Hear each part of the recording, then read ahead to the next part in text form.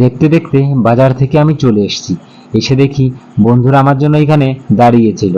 তো আমি আর লেট না করে সবাই মিলে একসঙ্গে আমরা বেরিয়ে পড়লাম। আর আজ আমরা বঁড়শি দিয়ে মাছ ধরবো আমাদের এইখান থেকে না, আমরা চলে যাব গোপালদের বাড়ির ওইখানে। কারণ ওইখানে অনেক জায়গায় জল বেঁধেছে জমিতে, তো আমরা ওই জমির থেকেই মাছগুলো ধরবো।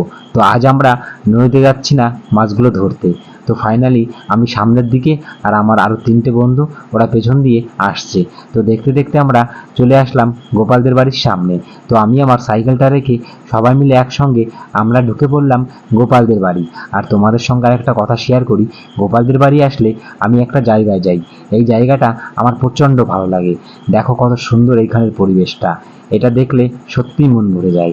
আমি বাজার থেকে যে বড়শিগুলো নিয়ে এসেছিলাম সেই বড়শিগুলো এক এক করে আমার সব বন্ধুরা মিলে এইখানে বাঁধাবাঁধি করছে।